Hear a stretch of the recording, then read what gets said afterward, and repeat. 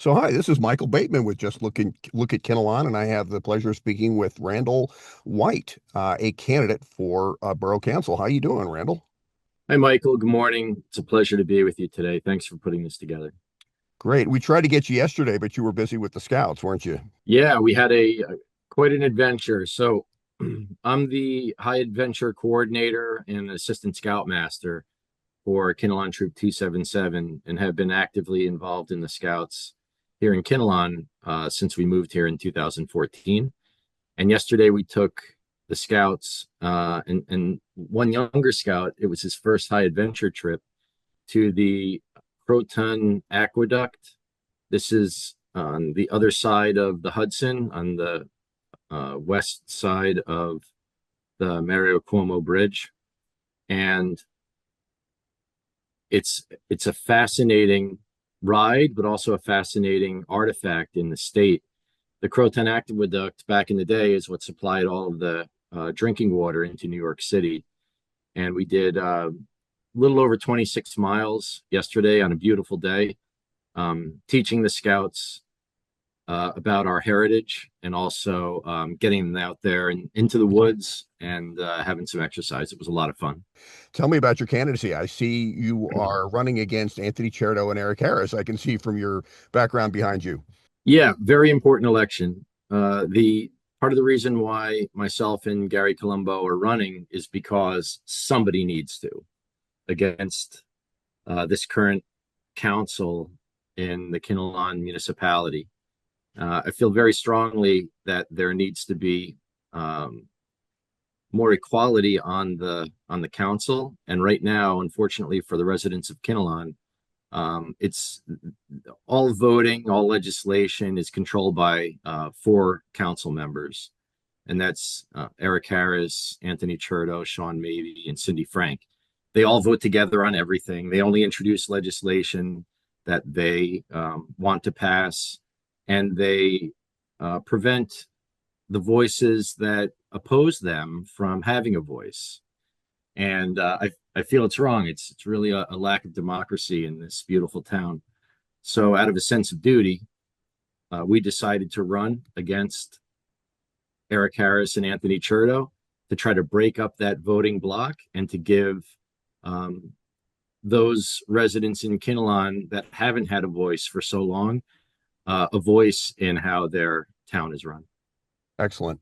And I can vouch for this, by the way. I've been kicked out of Kinnelon Uncensored, and I've had comments deleted on the borough's Facebook page. These election cycles um, should leave us more informed, should leave us better informed, and everybody And wins. engaged. Yeah, yeah. So I want to wish you luck Tuesday, but I so want to thank you for somebody has. These are questions that I wish people would ask every day. I wish we would ask them Wednesday of next week and Thursday of next week and just keep doing it. Because that's the job. But you did something, I think, in the July meeting this year when they brought up something about a $250,000 thing that they had committed to. It sounds like having selected a vendor and a process and a website, and then Yeah, the July 25 council meeting, Eric Harris introduced this memorial project, which is it's really a shame the process that has been followed from my perspective, and I'll explain why. So there was a memorial around the flagpole at the municipal building that was built to honor World War II vets, and it was built by and it was an Eagle Scout project, and um, so much of that heritage and that the spirit of building that memorial by a Boy Scout troop in Kinnelon has just been destroyed by this plan to replace it all with um, a memorial to honor veterans and first responders and all of the good folks in our community. And I think the spirit of the memorial itself is good natured. We can never give enough thanks to all of the um, people that put their lives on the line for all of us and make us a free society. that there's nothing against the people. It's just the process that I think is flawed. And in July, Eric Harris stated that this would cost his numbers $245,000, and those are taxpayer dollars being spent on what I would consider a vanity project for this memorial. The memorial that was there was, I think, good enough, and uh, replacing it, I think some of the character of Kinnelon has been lost. But the when I talk about the process, as I dug into this a little bit further to understand it, um, I found that the process that they followed could have been done so much better. And this is what myself and Gary will bring to the council is more engagement by the community to say, is this something that we should be spending taxpayer dollars on? And if so, let's all be involved in the process to make sure that, all of the residents of Kinnelon can be proud of a memorial like this. So in July, when I got a chance to speak, I just had three simple questions for Anthony Cherto, who's the finance chairman or something on the council. And I asked him, the first question I asked him was, did you call for a commission of residents to review the plans and gather public input before voting to approve this project? And Anthony commented about how, he didn't do anything illegal and, didn't really answer my question. Just talked about some of, I guess, some of the things that make their plans great. So I said, okay, so they didn't engage with the public. They came up with this plan on their own. Then the second question I asked Mr. Cherto was, did you personally advocate for a competitive RFP process to ensure that taxpayer dollars were spent wisely? And again, he commented about how he didn't do anything illegal. And then he again commented about, the what he considers to be the nature of the project and how it's good for veterans and first responders. But again, did not answer the question because he couldn't. My question was very direct, and he avoided answering it. But it was at the third question where things changed, and I asked Mr. Cherto, how were the vendors for this project selected? Did you guys use multiple bids and award the work without competitive pricing, or are you going to go through a public bidding process? And that's where, again, Mr. Cherto commented that he didn't do anything wrong. But then that's where Mayor Frida hit the gavel and kicked me off the dais, which was shocking. I couldn't believe that I got thrown out because I'm asking questions to the benefit of Kinnelon residents. And I found out some more. I'm not going to get into some of the hearsay and conjecture because I just like to deal with facts. But I did some digging after that engagement. And, there are laws in the state of New Jersey that require municipalities to go out for a public bid when the cost of the project exceeds a certain dollar threshold. So in Kinnelon, we have what's called a qualified purchasing agent. And if a municipality uses a qualified purchasing agent, then that dollar threshold to go out to bid or not is set at $53,000. And actually in July, it just went up from, it was 40 something thousand. So when you look at their plan, they broke this project into phases. These are their words. So phase one was set at $39,000, which was conveniently under that dollar threshold, meaning they didn't have to go out for a public bid. And then phase two was something else, which they didn't comment on. I guess that would be the the remaining cost that was budgeted of The a rest of quarter the million dollars. the rest of the quarter million. The rest of the quarter million, correct. Um, and that process that they followed to split this project into multiple phases is illegal. So there's a New Jersey local public contracts law has a statute, NJSA 40A colon 11-6.1, that states no contract or agreement may be divided or split in order to evade requirements of the law requiring public advertising and bidding. So splitting a large project into smaller phases is illegal. And this is why during the debate with our friends at League of Women Voters. League of Women Voters, thank you, Michael, I raised how some of the legislation that comes out of this, what I would consider corrupt council, is illegal. And this is a good example of it. There are others which I can comment on later, but this points back to the inadequacy of the borough attorney, Brian Giblin, and how his hiring didn't follow anything other than they wanted him, they being this block of four and Mayor Frida wanted him. So instead of doing what's right for the Kinnelon residents and reviewing, qualified resumes from multiple attorneys and getting the right skill set for the municipality, they pulled their buddy in here who is acting more as a defense attorney than an attorney that has the best interest of the Kinnelon residents in mind.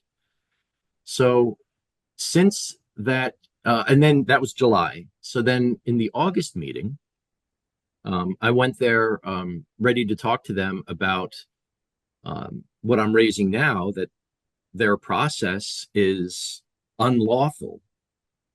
But in Eric Harris's comments in August, he stated that the project has been put on hold. So that's a huge victory for the Kinnelon residents. So, me questioning them stopped them from Right. spending $250,000 of our taxpayer money, but also prevented them from breaking the law. That's right.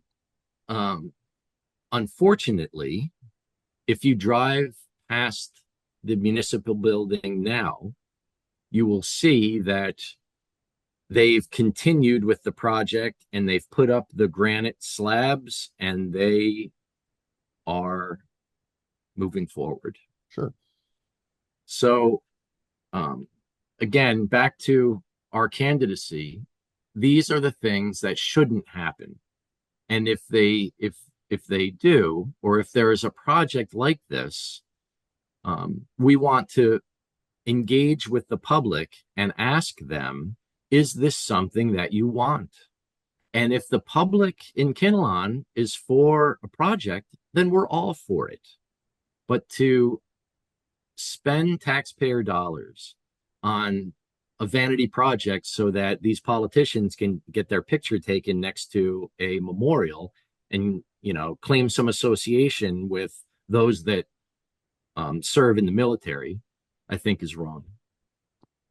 And I listened to their defense of this being fueled somewhat by donations. I'm not sure how that would impact the procurement process, especially if Great the mayor question. is, especially if the mayor is guaranteeing it by saying, well, we just wanted to get the process. I mean, I'm trying to be, as I understand it, I'm trying to be fair to the other guys here. And what he's trying to say is that we're just gonna kickstart this with a few POs and then do it. But I just don't think that's an out. I But don't get why Michael, you couldn't have done yeah.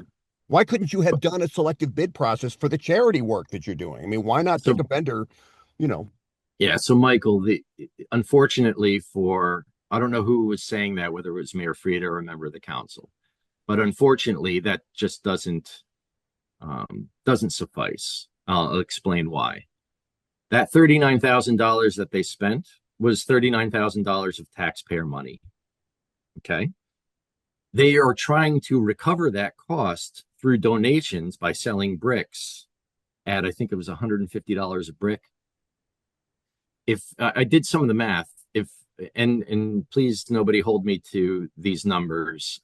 This is just for illustration purposes. But if If you divide that $250,000 by $150 per brick, it comes out to be something like 1,800 bricks that Eric Harris is going to have to sell in order to recover the cost.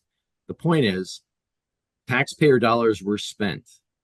They're trying to recover that cost through donations from the community, but that does not permit them to be able to, once they spend those taxpayer dollars, they're being held responsible by the laws of the state. And, imagine if municipalities are run this way. So we're going to go out, we're going to spend a lot of money on some project, but we're going to seek donations to pay for all of it. So they spend the taxpayer dollars, and with the hope that they will recover the cost through good-natured residents. It doesn't work that way. You can't. The better way would have been go out and tell the public, hey, we have this plan in mind, engage with the public, which this council does not do. They engage with their constituents, their constituents only, those that support them. Excuse me. You mean to tell me they govern their Facebook friends? Yeah, I would I'm say that's sorry. I put it. That's me. I'm sorry, Randy. I yeah, didn't no, interrupt you I like think that, you're buddy. right. So a better process would have been to say, we have this plan in mind. We're seeking public support. Those that are interested, donate here. Engage in programs like Kinnelon Troop 277 to say, hey, Scouts, is that anyone up for Eagle? And by the way, just a plug for the Boy Scouts, we have a tremendous Boy Scout troop in Kinnelon. It's such a hidden resource in this town.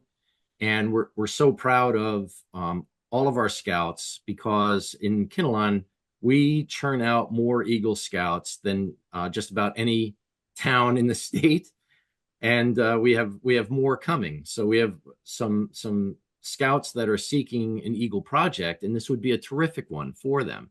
But then that adds more value, just like the original memorial that they, upended, uprooted, and scrapped, done by an Eagle Scout. The same could be done here. So if they had engaged with the community, and the community said, yes, we support this project by providing donations, then everyone benefits. But the process that they followed, I think, should be questioned by all of us. Yeah, and also like when they have these events, Memorial Day and Veterans Day, they always have to throw in, we have to thank, and of course we're grateful to people who serve, but it's for what, right? They always throw in there for the rights that we enjoy. And hopefully that when they say we, they really don't just mean these four people and Mayor Frida. Hopefully they mean all of us, because that is my thing. And I listen, competitive bids don't always mean you get the lowest bid. You can pick the best vendors, as long as these, and you can even in some cases hire people that because you have a working relation. Like, I don't personally have a problem, do you, with Anthony Cherdo bringing a lawyer that he used to work with when he was a councilman at Elmwood Park. That's not a problem. But the fact that both the lawyer and Anthony Cherdo pretended like they didn't know each other at the reorg, That's right. it's like, that's not illegal, but it's just like, why? And why wouldn't you just say that up front? It makes no sense. Yeah, no, the problem I have, again, goes back, Michael, to the process. So I agree with you. If any of us have experience in another municipality, and there's a star attorney, then he should be part of the decision process to say, should our attorney be this one, or are there other more qualified attorneys that would be the greatest benefit to Kinnelon?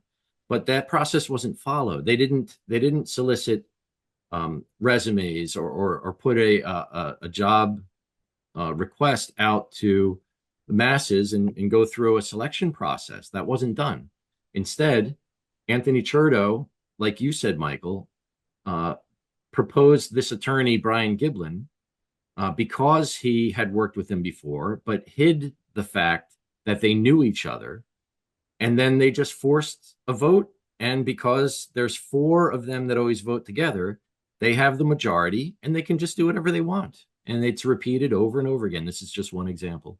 Yeah, and the previous attorney, I didn't not know this person, but apparently people who really volunteer a lot of time to go to planning board meetings and things like that will tell you that he was very beloved. He was our borough attorney for 46 years, Mayor Frida.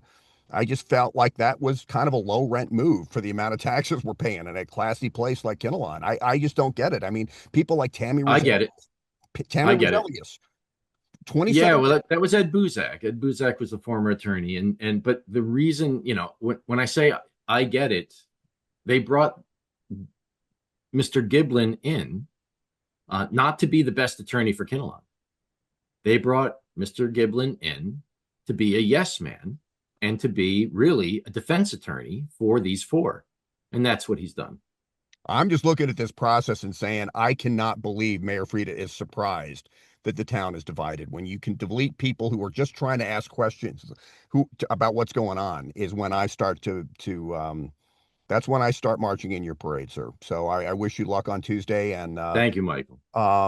let's keep this. Please, would you do me a favor and talk to us again even after the election, regardless of how it works Sure. out, and keep this conversation going, and let's keep it as friendly as possible, as friendly as you can for people who won't even talk to you or let you speak. It would be my pleasure, Michael. I appreciate you taking the time to have this discussion with me today. Thank you. All right, take care, Randy. All right, you too.